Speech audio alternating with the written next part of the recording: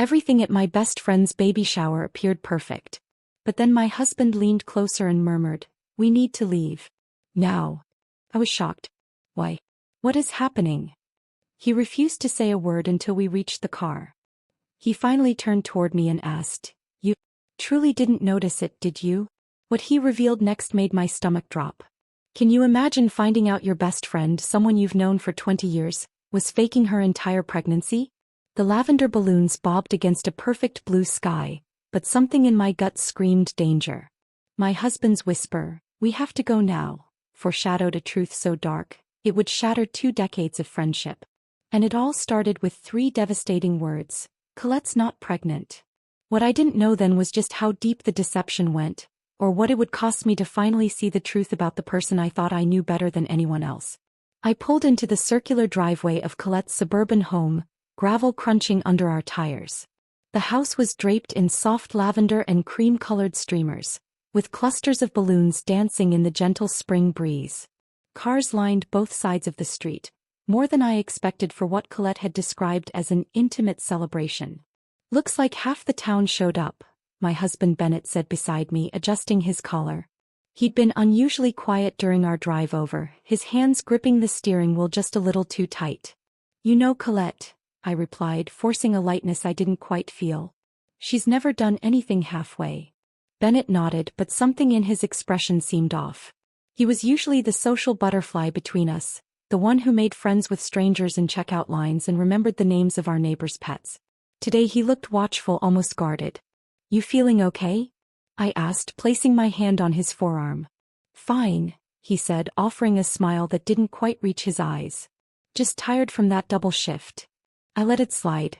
Bennett's work as an emergency doctor at the hospital often left him drained, and I didn't want to start Colette's baby shower with an argument. We walked up the manicured path to the front door, my arms laden with a gift basket filled with organic cotton onesies, children's books, and a handmade blanket I'd spent the last 3 months knitting.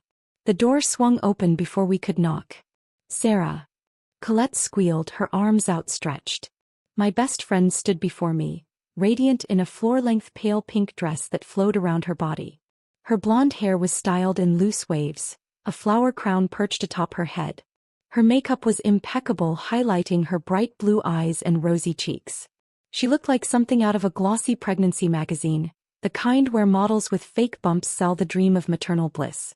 "You look incredible," I said, handing Bennett the gift basket so I could embrace her. Colette held me at arm's length, her body angled slightly away from mine.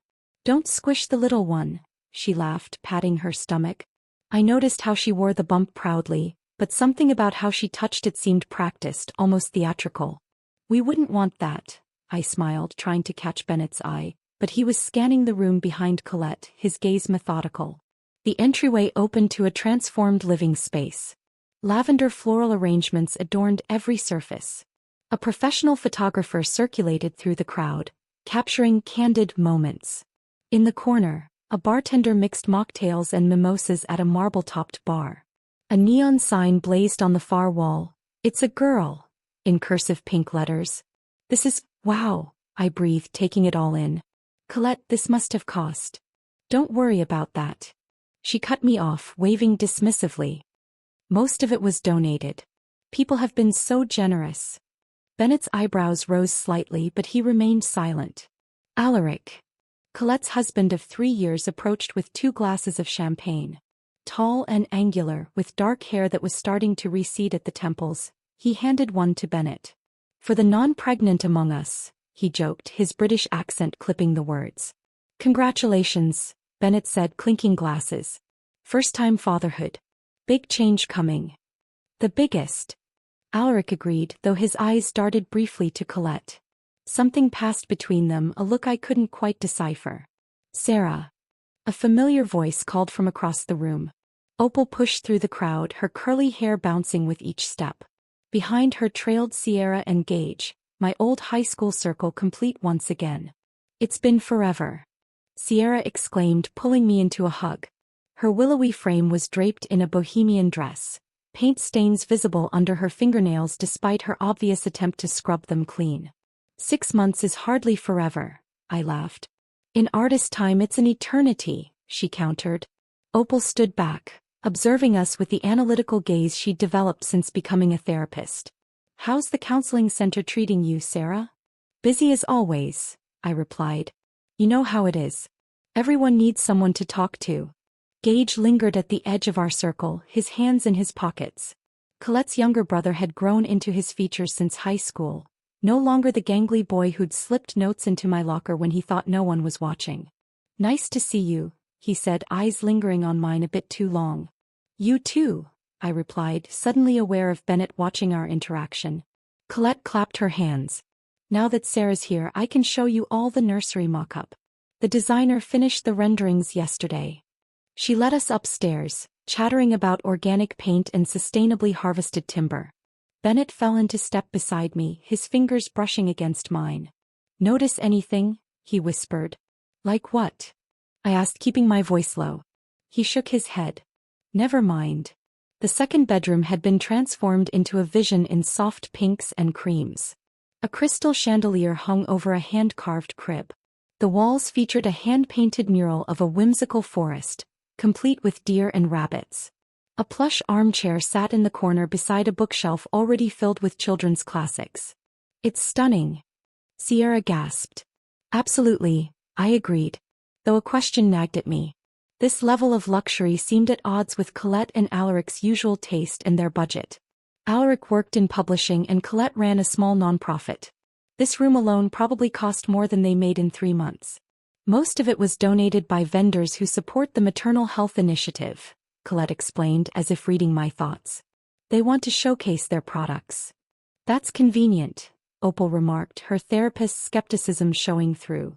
Colette's smile tightened almost imperceptibly. It's networking the best kind. As the others admired the custom wallpaper, I noticed Bennett standing in the doorway, his phone out. He was taking pictures of the room, zooming in on specific details. When he caught me watching, he quickly pocketed the device. Downstairs, the party was in full swing. Games were played, advice cards filled out, and gifts piled high on a table that seemed to groan under their weight. Through it all, Bennett remained on the periphery, watching, texting, his usual social charm nowhere to be found. During a lull in the festivities, I cornered him by the drinks table. What's going on with you today? Nothing, he said, but his eyes continued to scan the room. Just tired. You keep saying that, but you're acting weird. You've barely spoken to anyone. He sighed, running a hand through his dark hair. I'm sorry. I just noticed some things that don't add up.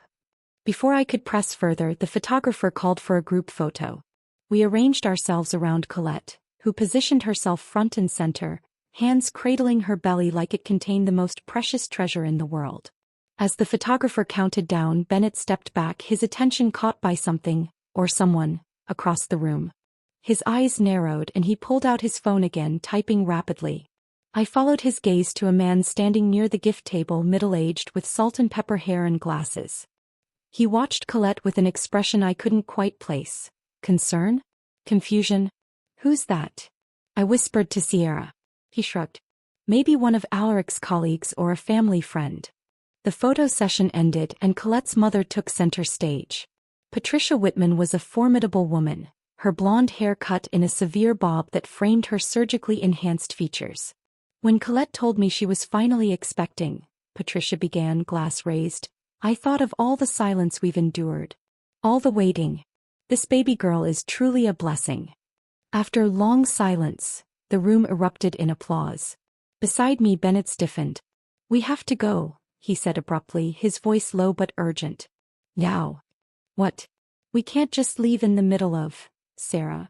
His fingers wrapped around my wrist, firm but not painful. His eyes bore into mine with an intensity that startled me. Trust me, we need to go. Bennett, this is my best friend's baby shower. I can't just, I'll explain in the car, he cut me off. Please. Something in his tone, not panic but absolute certainty, made me relent. I made quick apologies to Colette, blaming a hospital emergency. She pouted but accepted my excuse, extracting a promise that we'd have lunch soon. As we drove away, the lavender balloons still visible in the rearview mirror, I turned to Bennett. This better be good. His knuckles were white on the steering wheel. It's not good, Sarah. It's not good at all.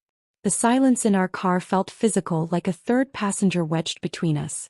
Bennett drove with mechanical precision, eyes fixed on the road ahead. Outside, spring sunshine painted everything in cheerful colors that seemed to mock the growing tension. "Are you going to tell me what that was about?" I finally asked, breaking the silence. "Or should I just guess?" Bennett's jaw tightened. "Give me a minute to figure out how to say this." "Say what?" "That you embarrassed me in front of everyone I care about? That you pulled me out of my best friend's baby shower like we were fleeing a crime scene." He didn't respond, just flicked on his turn signal with unnecessary force as we merged onto the highway. "Bennett," I tried again, softer this time. "Whatever it is, just tell me." He exhaled slowly, his shoulders dropping. "Not until we're halfway home. I need you focused, not distracted by traffic." "You're scaring me." "I'm sorry." He reached across the console to squeeze my hand. "That's not my intention." We drove in silence for another 15 minutes, the suburban landscape giving way to open countryside. When we passed the midpoint marker, a rusty billboard advertising a long-closed diner, Bennett finally spoke. "Colette's not pregnant." I stared at him, waiting for the punchline. When none came, I laughed. A short, incredulous sound. "What are you talking about?" "We were just at her baby shower. I saw her belly." "You saw something," he agreed, his voice clinically detached. "But it wasn't a 7-month pregnancy." That's insane." I twisted in my seat to face him fully.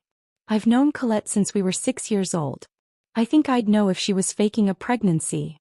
"Would you?" His eyes flicked to mine briefly before returning to the road. "When was the last time you actually touched her stomach?" The question landed like a slap. I opened my mouth to answer, then closed it again. I pictured every interaction with Colette over the past months. The announcement dinner, the gender reveal party, the shopping trips for maternity clothes. Each time there had been hugs, but always at angles, always brief, always controlled. "She doesn't like people touching her belly," I said defensively. "Lots of pregnant women don't." "That's convenient." "Stop it." I snapped. "This is ridiculous. You can't possibly think Colette is faking this. What would be the point?" Bennett sighed. "The man at the gift table, that was Dr. Nathaniel Harmon. He's an obstetrician at my hospital. So maybe he's her doctor." "He's not. He works exclusively at Mercy General. Colette goes to St. Elizabeth's Medical Center. You told me that yourself when she first announced." I frowned. "Maybe she switched doctors." "Sarah." Bennett's voice was gentle now. He recognized me. We made eye contact and he looked concerned. Deeply concerned. "About what?" "I don't know exactly, but after that I overheard Alaric on the phone in the hallway near the bathroom." Bennett's hands tightened on the wheel again. He said, and I quote, "She's starting to believe it herself. We need to speed this up." A chill ran through me. That could have been about anything. "Then explain the medical reports I saw in Colette's home office last week when we were helping them move furniture. You were snooping through their papers." I was aghast. "They were out on the desk. Blood test panels, Sarah, not consistent with pregnancy. You had no right." "I'm a doctor. I know what I saw." Anger flared inside me, hot and defensive. "So what? You think this is all some elaborate hoax? That my best friend is walking around with a fake bump, pretending to be pregnant? Do you hear how crazy that sounds?" "More than crazy," he agreed. "Possibly pathological." This is, I sputtered, searching for words. "This is jealousy. You've always been weird about my friendship with Colette." Bennett's face hardened. "That's not fair, is it? Ever since we got married, you've made comments about how much time I spend with her, how she calls too late, how she always needs something, because she's manipulative." His voice rose for the first time. "She uses you, Sarah. She always has." "Pull over." My voice was ice. "What?" "Pull over." Bennett guided the car onto the shoulder, putting it in park but leaving the engine running. We sat in charged silence, the soft hum of the air conditioning the only sound. "I don't want to fight," he said finally. "I'm telling you what I observed because I'm worried for you. For her even." I turned to stare out the window, biting back tears. "You're wrong about this." "I hope I am." His voice was soft now. "But think about it. Really think. When did she announce?" "January. That's 7 months ago. Has her body changed the way a pregnant woman's would? Not just her stomach. Her face. Her ankles. Her overall weight.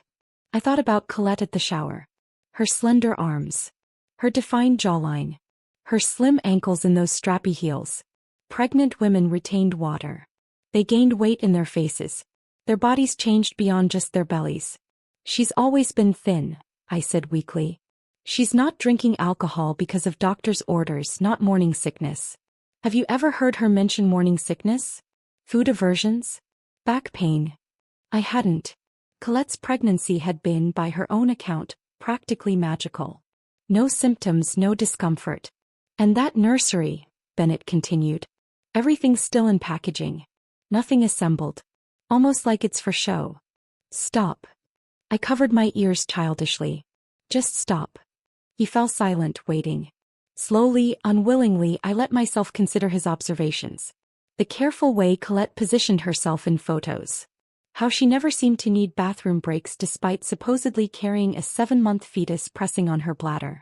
The way she changed the subject whenever I asked specific questions about her prenatal care. Why? I whispered, dropping my hands. Why would anyone do this? I don't know, Bennett admitted. Attention. Money.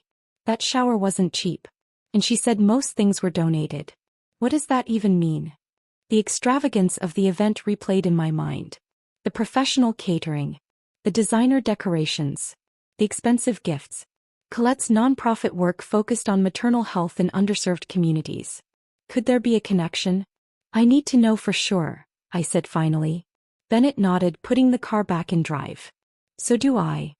As we pulled back onto the highway, doubt crept in like a fog, obscuring the certainties I'd built my life around. I'd known Colette longer than I'd known anyone outside my family. We'd shared everything. First periods. First kisses. College anxieties. Wedding jitters. She was the sister I never had. But there had always been something performative about Colette, something that needed an audience. In high school, her heartbreaks were always public. Her achievements always broadcast. Even her proposal from Alaric had been elaborately staged for maximum social media impact. I keep thinking about what her mother said, Bennett mused, breaking into my thoughts. A blessing after long silence. What's long silence? Colette's never mentioned fertility issues. No, I agreed. She hasn't. My phone buzzed with a text. Colette. Miss you already? Lunch Tuesday? Just us girls. So much to tell you. I stared at the message, seeing it with new eyes. So much to tell me. What hadn't she already shared about this pregnancy? The rest of the drive passed in contemplative silence. By the time we pulled into our driveway, the sun was setting, painting the sky in shades of orange and pink. What now? I asked as Bennett cut the engine. He turned to me, his face grim in the fading light. That's up to you. She's your friend. I nodded slowly. I need to find out the truth. Whatever that is, he agreed. We'll face it together. That night, I lay awake long after Bennett's breathing had deepened into sleep. My mind replayed every interaction with Colette over the past 7 months, searching for clues I might have missed. The excitement in her voice when she called with the news. The way she declined my offer to accompany her to appointments. The vague answers about due dates and doctor's recommendations. By morning I had made a decision. I needed to see for myself. The day after the shower dawned bright and clear. Bennett had an early shift at the hospital, leaving me alone with my tumultuous thoughts. I paced our kitchen, coffee growing cold in my mug, replaying his accusations in my mind. Could it be true? Could my best friend, the person I trusted most in the world besides my husband, be living such an elaborate lie? I picked up my phone and scrolled through recent pictures of Colette. In each one she was radiant, hands cradling her bump, smile dazzling. But looking closer I noticed patterns. She always wore flowing dresses or oversized tops, always stood at an angle, always kept some distance between herself and others. Before I could second-guess myself, I texted her. Left my shawl at your place yesterday. Okay if I swing by to grab it. Her response came almost immediately. So sorry, not home now. Doctor appointment in the city. Murmured is there though. She can let you in. Perfect. Colette's younger sister was less guarded, less polished. If anyone would slip up and reveal something, it would be Murmured. I grabbed my purse and keys, fabricating a pale blue shawl to find. The drive to Colette's house felt longer than usual. Each mile marker a countdown to a confrontation I wasn't sure I was ready for. Colette and Alaric lived in a renovated Victorian on the edge of town, a wedding gift from her parents that they'd spent years restoring. As I pulled into the driveway, I noticed Alaric's car was gone too. Just Murmured's beat-up Civic sat in the carport. I knocked, heart pounding against my ribs like it wanted to escape. Footsteps approached and the door swung open to reveal Murmured, her hair pulled into a messy bun, wearing sweatpants and one of Colette's old college t-shirts. Sarah. Her surprise seemed genuine. What are you doing here? I left my shawl yesterday, I explained, forcing a smile. Colette said you'd let me in to look for it. Oh, Murmured blinked, then stepped aside. Sure, come in. It's probably in the living room with all the shower stuff. I stepped into the house, immediately struck by how different it felt from yesterday. Without the crowd and decorations, it seemed hollow, almost staged. Sorry about the mess, Murmured said, gesturing to a half-eaten breakfast on the coffee table.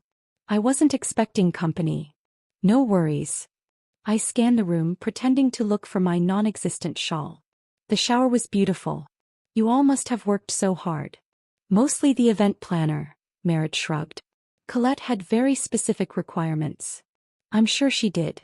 I moved toward the dining room, where a bottle of red wine sat open on the table beside a plate with half a steak. Late breakfast. Murmured flushed. Alaric's from last night. Steak and red wine, I raised an eyebrow. Bit heavy for Colette these days, isn't it? Oh, she didn't. Murmured stopped herself, eyes widening slightly. I mean, she had something else. Pregnancy-friendly. I nodded, filing away the slip. Where is Colette today? She mentioned a doctor's appointment. Murmured shifted uncomfortably. Yeah, she went to a clinic out of town. Special monitoring or something. Her voice wavered on the last words. Is everything okay with the baby? I pressed, watching her reaction carefully. Phoenix, everything's fine. The answer came too quickly. Just routine. That's good to hear. I wandered toward the stairs. Mind if I check upstairs for my shawl? Maybe it ended up in the nursery somehow. I'll come with you, Murmured said a little too eagerly. The nursery looked exactly as it had yesterday, pristine, untouched. Now that I was looking with new eyes, I noticed what Bennett had pointed out. None of the boxes were opened. The crib parts were still wrapped in plastic. The mattress was still in its packaging. Even the baby clothes in the dresser still had tags attached. It's like a showroom, I murmured, running my fingers along the changing table. Colette wants everything perfect before she opens anything, Murmured explained. You know how she is. I thought I did, I said softly. As Murmured turned to check the closet for my shawl, I noticed something behind the changing table. A small journal wedged as if it had fallen and been forgotten. When Murmured wasn't looking, I slipped it into my purse. Not here, Murmured announced. Maybe downstairs in the coat closet. We returned downstairs and I made a show of checking various spots. I should get going, I said finally. I probably left it in the car after all. I'll tell Colette you stopped by, Murmured offered, walking me to the door. Please do. I paused on the threshold. Murmured, is everything really okay with Colette? She seems different lately. Something flickered across the younger woman's face. Slight fear. She's going through a lot, she said carefully. But she'll be fine. He always is. If she needs anything, you'll be the first to know. Murmured finished, but her smile didn't reach her eyes.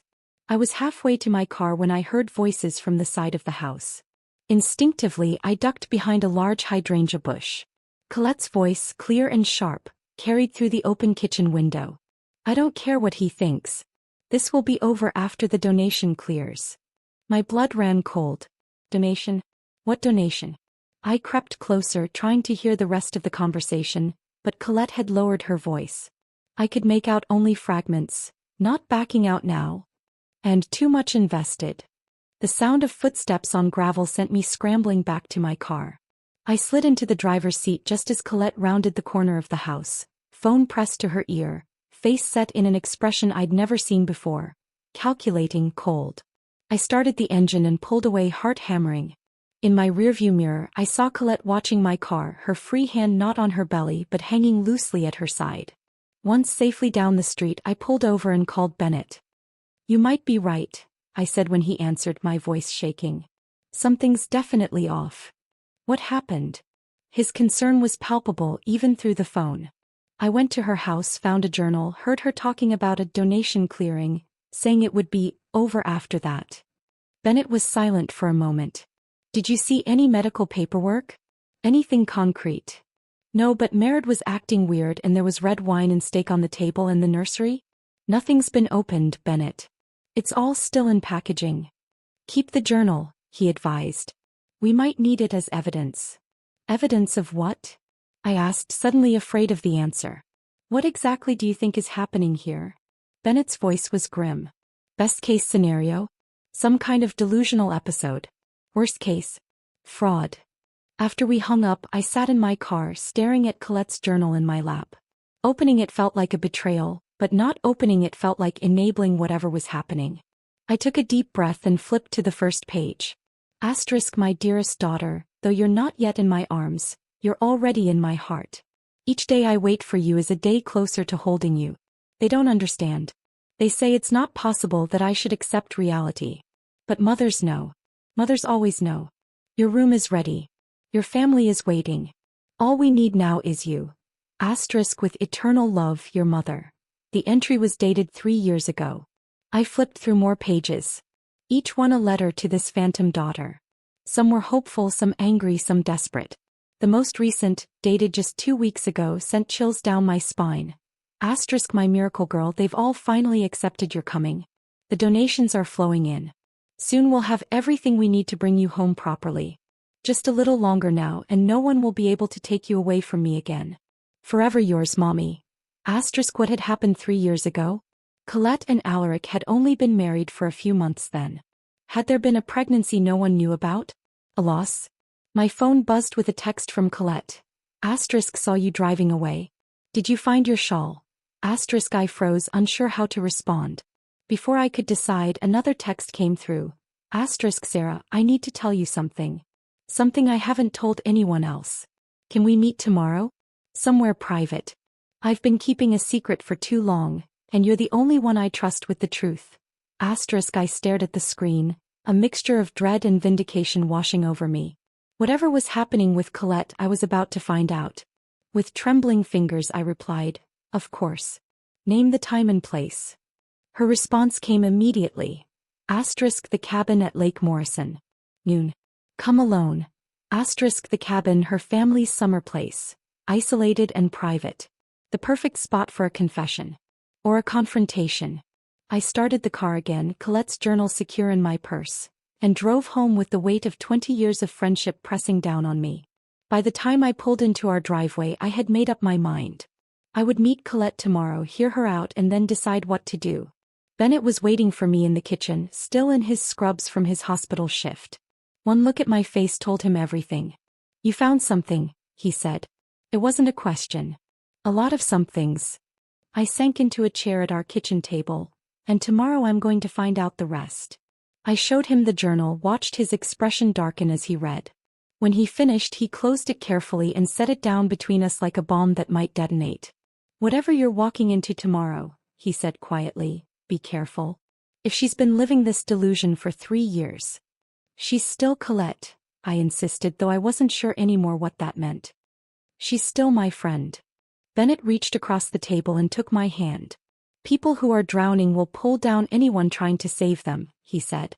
"Remember that." That night, I left Bennett a voicemail before falling into a troubled sleep. Asterisk, I think you're right about everything. I am scared of what I'll find out tomorrow. Asterisk, in my dreams, I stood in Colette's perfect nursery, watching as she rocked an empty blanket, singing lullabies to no one at all. The drive to Lake Morrison took 40 minutes, each mile heightening my anxiety. I'd barely slept, turning over possibilities in my mind until dawn broke. Bennett had offered to come with me, but this was something I needed to face alone. The lake was peaceful in the late spring sunshine, its surface rippling with gentle waves. The Whitman family cabin sat nestled among tall pines on the eastern shore, its weathered wood and stone chimney a fixture of my childhood memories. Colette and I had spent countless summer days here swimming, gossiping, dreaming of our futures. As I pulled up the gravel driveway, I spotted Colette's white SUV parked under the carport. My stomach clenched. There was no turning back now. I approached the cabin slowly, taking in details I'd missed on previous visits. The porch swing where we'd shared secrets now looked abandoned, its chains rusted. Flower pots sat empty. The welcome mat was faded beyond recognition. Before I could knock, the door swung open. Colette stood there, dressed in a simple white sundress. No baby bump. No pregnancy glow. Just Colette. Her face bare of makeup, her blue eyes rimmed with red. "You knew," she said simply. Not a question. I nodded, unable to find words. She stepped back, gesturing me inside. I should have realized Bennett would figure it out. Doctors notice things. The cabin's interior was dim, shafts of sunlight cutting through half-closed blinds. Colette moved to the worn leather couch and sat, curling her legs beneath her like she used to do in college. "Do you hate me?" she asked, her voice small. I remained standing, unsure of the script for this moment. "I don't hate you. I don't understand." She laughed, a brittle sound. "That makes two of us." I watched as she poured water from a pitcher on the coffee table, her hands steady. "No wine today. No performance." "I wasn't always lying," she began, staring into her glass. 3 years ago I was pregnant. For real." My breath caught. "What?" 8 weeks. We hadn't told anyone yet. We were waiting for the first trimester to pass.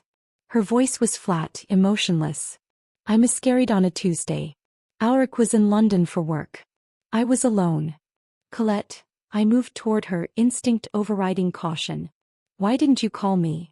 "Because you had just announced your promotion at the counseling center. Everyone was so proud of you." He shrugged. "I didn't want to steal your moment." The familiar guilt twisted in my gut. The constant push-pull of our friendship where her needs and mine perpetually competed for oxygen. "After the miscarriage I fell apart," she continued. "But secretly. No one knew except Alaric and my doctor." I sat beside her, leaving space between us. And then I stopped accepting it. I started talking to the baby like she was still there, buying things, planning. Colette's hands fluttered to her still flat stomach. Alaric was worried, but he went along with it at first. He thought it was grief. When did it become this? I gestured vaguely at her, at the situation we were now in. She sighed. 3 months ago I was supposed to speak at a maternal health fundraiser for my nonprofit, you know? But I had a panic attack before going on stage. Couldn't breathe. Couldn't think. I remember. You said you had food poisoning. Another lie. She smiled sadly. Alaric found me hyperventilating in the bathroom. I kept saying I couldn't face them. Couldn't tell them I'd failed. And then he said, "What if you didn't have to?" My blood ran cold. "He suggested you fake the pregnancy." "Not exactly. He suggested I could say I was newly pregnant just to get through the event. We'd announce a loss later, after I'd had time to process privately." Colette's eyes met mine, hollow. "But it felt so good, Sarah. The congratulations. The attention. The way people looked at me like I was special again. So you kept going. It snowballed. One event became another. A small bump became a bigger one. And then the donations started coming in." I frowned. "Donations?" Colette stood abruptly, moving to a desk in the corner. She returned with a folder full of papers. "Here," she said, spreading them on the coffee table. "See for yourself." The documents showed donations, substantial ones, from various businesses and individuals. All to Colette's nonprofit, New Beginnings Maternal Care. "The foundation is real," she explained. "The work we do is real. We provide prenatal care to women in underserved communities. What isn't real is..." She trailed off. I finished, "your pregnancy." She nodded, eyes downcast. "I don't understand. Why would your pregnancy affect donations to your nonprofit?" "Because of who the donors are." Colette shuffled through the papers, pulling out several checks with familiar names. The Graves Foundation. The Williams Trust. Hampton Healthcare Services. They all have one thing in common. I scanned the names, recognition dawning. They all lost children or grandchildren or siblings. They donate to maternal health care because of personal tragedy. Colette's voice hardened slightly. And they connect with me because they think I understand their fear. The fear of losing a child. The calculation of it all stunned me. So, the baby shower was a fundraiser, essentially? Every gift. Every decoration. All donated by companies that support new beginnings. They get tax write-offs and publicity. We get supplies for our clinics. My mind raced to process this information. It was manipulative, certainly. Deceptive, absolutely. But criminal? I wasn't sure. Colette, this is... My phone buzzed in my pocket. A text from Bennett. Asterisk, the obstetrician just emailed me. He says he filed a fraud report. Asterisk, my heart sank. I looked up at Colette, who was watching me intently. Bad news, she asked. I hesitated, then turned my phone screen toward her. She read the message, her face draining of color. Who else knows? I asked quietly. Just Alaric and Murmured. She figured it out last month. Colette's composure cracked. Sarah, I can't go to jail. The foundation will collapse. All those women we help, they'll have nothing. You should have thought of that before you started this performance. I know. Tears spilled down her cheeks. I know it was wrong, but I'll make it right. Once the final donation from Graves clears, it's for a new ultrasound machine for a mobile unit. I'll announce that I lost the baby. There'll be sympathy, not suspicion. No one will question it. The coldness of her planning chilled me. This wasn't grief or delusion speaking. This was calculation. And what about all the people who care about you? Who've been worried about you, shopping for you, planning for you? What about their feelings? They'll recover, she said dismissively. People always do. I'm not sure I will, I admitted. Something shifted in Colette's expression. A flash of the girl I'd grown up with. Vulnerable and real. I need you, Sarah. You're the only person who won't abandon me over this. The weight of 20 years of friendship pressed down on me. The sleepovers. The graduations. The weddings. The secrets shared and promises made. The times she'd been there for me and the times she hadn't. I'll think about it, I said finally, gathering my purse. But Colette, this has to stop. Today. She nodded, desperation in her eyes. Anything you want. Just don't tell anyone else, please. As I drove away, the cabin growing smaller in my rearview mirror, I felt hollow. The Colette I thought I knew had disappeared, replaced by someone I barely recognized. On the highway, my phone rang through the car speakers. Bennett, I said before he could speak. You were right. About everything. Are you okay? His concern warmed the chill that had settled in my chest. No, I admitted. I'm really not. Come home, he said softly. We'll figure this out together. But as I drove, a nagging question persisted. Something about the donation from Graves that Colette had mentioned. The name was familiar beyond just seeing it on the donor list. I took the next exit and pulled into a coffee shop parking lot, searching my phone contacts. There it was, Penelope Graves, the stern widow I'd met at a charity gala last year. She'd taken an interest in my counseling work with grieving parents. Before I could second-guess myself, I dialed her number. Mrs. Graves, this is Sarah Walker.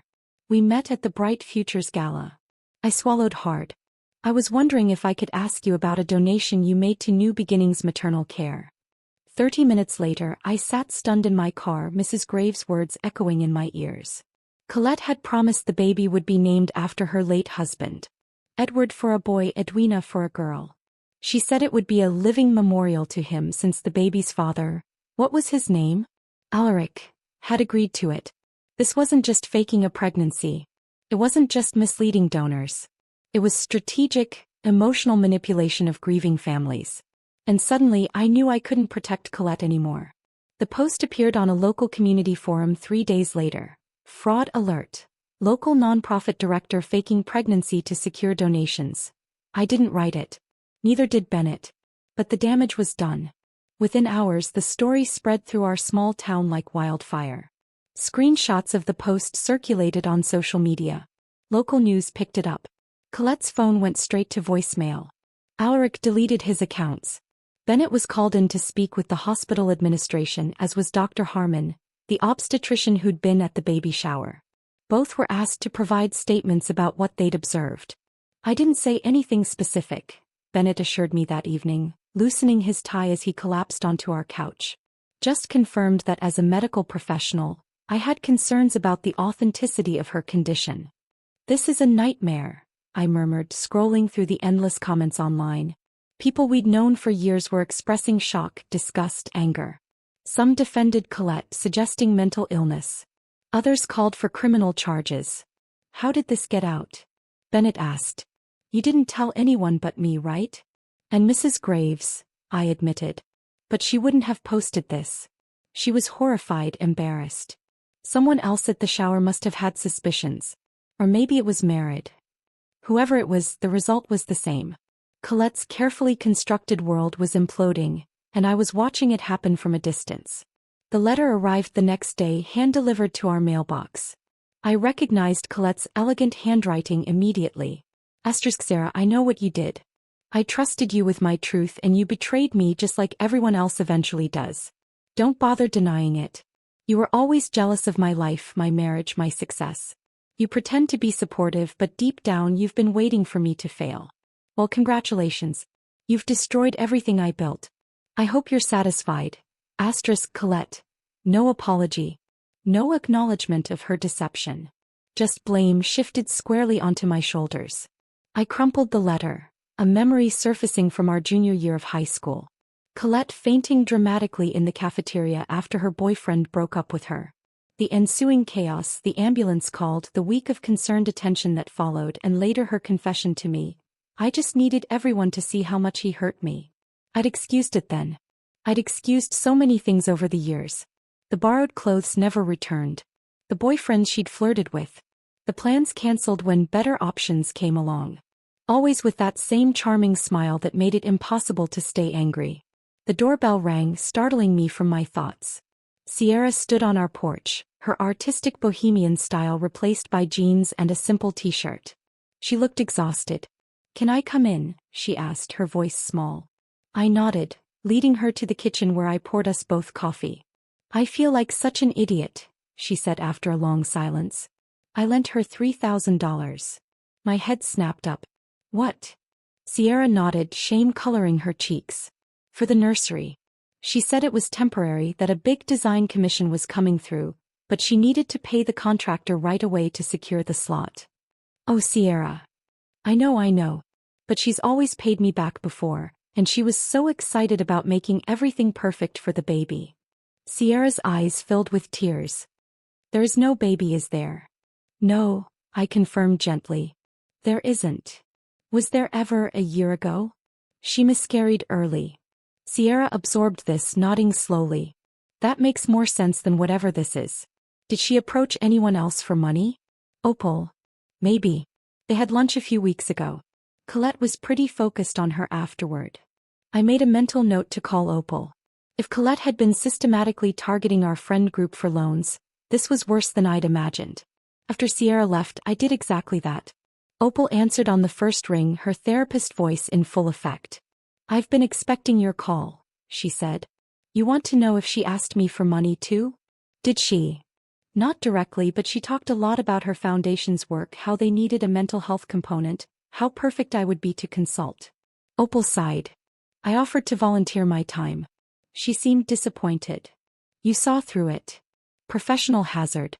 I notice when someone's performing rather than being. Opal paused. In my professional opinion, Sarah, Colette shows traits consistent with Munchausen by proxy, except the proxy is her own identity as a mother. She's created a narrative where she gets sympathy, attention, and now financial gain. All centered around a pregnancy that doesn't exist. I closed my eyes, overwhelmed. What happens to someone like that without intervention? The lies get bigger, the stakes get higher, and eventually it all falls apart. Opal's voice softened. Has anyone heard from her? Not since the story broke. She sent me a letter blaming me for everything. Classic deflection. She can't face her own culpability. After we hung up, I sat in silence processing. My phone buzzed again. Gage, Colette's brother. Sarah. His voice was ragged when I answered. Have you heard from Colette? No. Have you? Not since yesterday. He called me crying. I couldn't understand most of it, but... He paused, gathering himself. I knew something was wrong. For months I knew, but I didn't have proof. And Mom and Dad wouldn't listen. It's not your fault, Gage. Isn't it? He's my sister. I should have pushed harder. His voice broke. The police are involved now. Someone filed fraud charges. My stomach dropped. Already. Multiple donors apparently. And Sarah, she's gone. Cleaned out her accounts this morning and disappeared. I gripped the phone tighter. What about Alaric?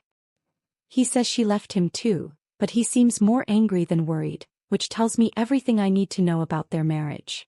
After we hung up, I called Bennett at the hospital. Colette's missing, I said without preamble. His voice went low. Serious missing? Like disappeared? Accounts emptied? No one's heard from her. A long pause. She might come to you, he said finally. Why would she? She blames me for exposing her. Because you're her constant. Her emotional safety net. Even when she's pushing you away, she's really pulling you closer. Bennett's words haunted me as evening fell. I paced our house, jumping at every sound, peering through windows at the slightest movement. The rain started around 9 p.m., a gentle patter that grew into a downpour by midnight. Bennett had been called in for an emergency surgery, leaving me alone with my thoughts and fears. I just decided to try to sleep when a soft knock came at the door. I froze, listening. It came again, not demanding, barely audible above the rain. I approached cautiously, peering through the peephole. Colette stood on our porch, soaked to the skin. Hair plastered to her face. No makeup. No designer clothes. Just Colette, broken and dripping on our welcome mat. I opened the door. She didn't speak, didn't move, just stared at me with empty eyes. Then, like a puppet with cut strings, she collapsed forward into my arms. Her body felt small, fragile as I caught her. For a woman who'd been portraying a 7-month pregnancy, she seemed to have wasted away to almost nothing. I could feel her ribs through her sodden shirt as I half-carried her inside. I settled her on the couch, wrapping her in a throw blanket. She stared straight ahead, unresponsive. I made tea she didn't drink. Asked questions she didn't answer. Finally, I just sat beside her in silence, watching the rain streak down our windows. After what felt like hours, she spoke one sentence, barely a whisper. Tell me what to do. I'll do it. I looked at her, this stranger wearing my best friend's face, and felt nothing but exhaustion. Then he found us like that when he returned home at dawn. Colette curled into a ball on our couch, me sitting vigil in the armchair across from her. One look at his face told me he'd heard the news. They've issued a warrant, he said quietly, leading me into the kitchen. Fraud. Multiple counts. The Graves Foundation is pressing charges. I glanced back at Colette's sleeping form. She has nothing left. No money, no home, no reputation. That's not our problem. Bennett's voice was firm but not unkind. Sarah, she manipulated grieving families. She took advantage of people's pain. She stole money under false pretenses. I know. She needs to face consequences. And professional help. I know that too. Bennett sighed, running a hand through his hair. She can't stay here. I want her out by noon. I nodded, unable to argue. He was right. Harboring Colette now would make us complicit in whatever came next. After he left for his shift, I made coffee and toast, setting a plate in front of Colette, who had finally stirred. Bennett wants you gone by noon, I said, not bothering to soften the blow. She nodded, picking at the toast without eating it. Where will I go? You could turn yourself in. Start taking responsibility. A bitter laugh escaped her. They'll put me in jail. Maybe, maybe not. But running will only make it worse. She looked up at me. A spark of the old Colette in her eyes. A documentary producer called me yesterday. Wants to interview us both. Deception and mental illness in the social media age. Offered good money. You can't be serious. Why not? At least I'd control the narrative. I stared at her, incredulous. Even now she was thinking about the performance. The audience. The attention. Colette, this isn't a PR problem. It's not something you can spin or repackage. You lied to everyone who loves you. You exploited people's grief for money. For the foundation, she corrected automatically. The money went to the foundation which you controlled, which enhanced your reputation, which gave you access to powerful people. I leaned forward, forcing her to meet my eyes. Stop lying to yourself if no one else. Something cracked in her expression. What do you want from me, Sarah? Tears? Confession? Self-flagellation? Will that make you feel better about abandoning me when I need you most? This isn't about me. It's always been about you. Her voice rose, color flooding her pale cheeks. Perfect Sarah with her perfect husband and perfect career and perfect moral compass. Never a mistake. Never a misstep. Do you have any idea what it's like to stand in your shadow year after year? I've made plenty of mistakes, I said quietly, including letting this friendship become so unbalanced that you think you can manipulate me the way you do everyone else. I never manipulated you. Didn't you? The late-night crisis calls. The emergencies that always seemed to happen when I had something important going on. The constant need for reassurance and validation. She flinched as if I'd struck her. That's what friends do. They show up for each other. Friends, not emotional vampires. We stared at each other across the kitchen table, 20 years of friendship stretching between us like a chasm. I think there's something wrong with me, she whispered finally. I can't tell where the line is anymore between what's real and what's performance. I know, I said, softening despite myself. That's why you need help, Colette. Real help. She was silent for a long moment. Then, I just wanted to be special again. Before I could respond, a sharp knock came at the door. Through the window I could see a police cruiser in our driveway. Colette's eyes widened in panic. She bolted from her chair, heading for the back door. Don't, I pleaded. It will only be worse if you run. Let me go. She twisted in my grip, desperate. Sarah, please. I can't go to jail. I can't. In that moment I had to choose. The friend I'd known forever or the truth I couldn't ignore. The loyalty that had defined most of my life, or the moral clarity that had emerged from its ashes. I'll speak for you, I said finally, releasing her arm. I'll tell them you came here voluntarily, that you're cooperative. It might help. She sagged against the wall, defeated. You really think I'm a monster, don't you? No, I shook my head. I think you're lost. And I can't find you anymore. The next hours passed in a blur. Statements given. Charges read. Colette, hollow-eyed, being led to a police car. My promise to testify about what I knew. A partial account that omitted certain details that would have made things worse for her. A half-truth for a half-life. Weeks turned to months. Colette accepted a plea deal. Probation, restitution, community service, and mandatory psychiatric treatment. The foundation was dissolved. Its remaining assets transferred to legitimate maternal health organizations. I testified as promised, walking the line between honesty and mercy. I described the miscarriage, the grief that had spiraled into delusion, the genuine work the foundation had done despite its fraudulent fundraising. I didn't mention the calculated way she targeted specific donors, or the journal entries that suggested the deception had been planned rather than impulsive. Some would call it perjury by omission. I called it the last act of friendship I could offer. 6 months after the baby shower that had started it all, a letter arrived from the psychiatric facility where Colette was receiving inpatient care. Sarah, they tell me writing this is part of my recovery. Acknowledging the harm I've caused. Accepting responsibility. Expressing genuine remorse rather than performative apology. I'm not sure I know the difference yet. I'm not sure I know who I am when no one is watching. But I do know this. You saved me from myself. Not the way a friend would, looking away making excuses. The way a sister would, with hard truth and harder love. I don't expect forgiveness. I don't even expect a response.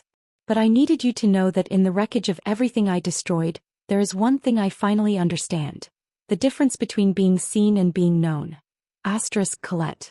I folded the letter carefully and placed it in a memory box in our closet, alongside photos from our childhood friendship bracelets, and a piece of the pale blue shawl I'd invented as an excuse to investigate her house. Then I drove to the baby shower venue, a converted barn now empty and quiet in the autumn light. I sat alone on the steps, watching leaves spiral down from nearby trees, thinking about all the invisible things we choose not to see in those we love. She taught me that some lies are told for love, but others are told because someone loved the attention more than the truth. Have you ever ignored the warning signs in a friendship, choosing comfortable lies over painful truths? If this story resonated with you, hit the like button and subscribe for more tales that explore the darker side of the relationships we think we know.